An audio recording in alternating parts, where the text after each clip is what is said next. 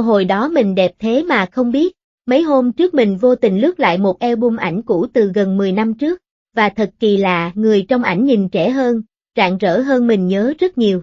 Điều buồn cười là mình còn nhớ hồi đó, mỗi lần chụp ảnh xong là soi đủ thứ, chê mặt tròn, chê tóc xấu, chê ăn mặc chẳng có gì nổi bật, thế mà bây giờ nhìn lại, phản ứng đầu tiên lại là, ủa, sao hồi đó mình ổn thế mà không biết nhỉ?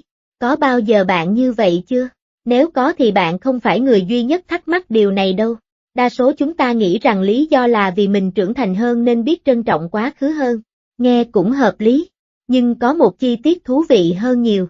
Có khi vấn đề không nằm ở quá khứ, mà nằm ở cách bộ não chỉnh sửa nó. Trong tâm lý học có một hiện tượng gọi là Rossi retrospective, tạm dịch là xu hướng tô màu hồng cho những ký ức cũ.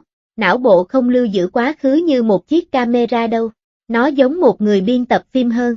Qua thời gian, những chi tiết khó chịu, những áp lực, những ngày tệ thường mờ dần đi trước. Còn những khoảnh khắc dễ chịu thì ở lại lâu hơn. Nghĩ lại mà xem, hồi đó có thể bạn đang lo chuyện thi cử, lo tiền bạc, lo tương lai, có khi còn thức trắng vì một mối quan hệ nào đó. Nhưng khi nhìn lại bức ảnh cũ, tất cả những thứ đó gần như biến mất.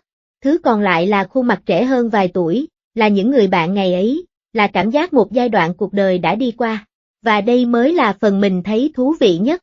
Nhiều khi thứ chúng ta nhớ không phải là mình đẹp hơn, mà là mình tự do hơn, hoặc vô tư hơn, hoặc đơn giản là có những người bên cạnh mà bây giờ không còn gặp nữa.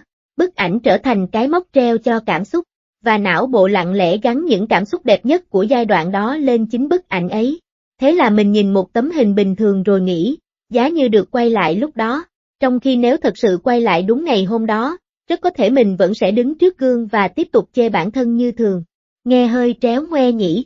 Từ lúc hiểu điều này, mình bắt đầu để ý hơn đến hiện tại, vì biết đâu 10 năm nữa, mình cũng sẽ nhìn lại những bức ảnh hôm nay và tự hỏi, sao hồi đó mình ổn thế mà không nhận ra? À ra là vậy, có lẽ điều mình tiếc nuối không phải tuổi trẻ đã mất, mà là mình đã không nhận ra giá trị của nó khi còn đang sống trong nó. Mình tò mò thật đấy, khi nhìn lại ảnh cũ, điều bạn nhớ nhất là ngoại hình của mình ngày ấy, hay là cảm giác của một khoảng thời gian không thể quay lại nữa? Hãy kể thử ở phần bình luận xem sao.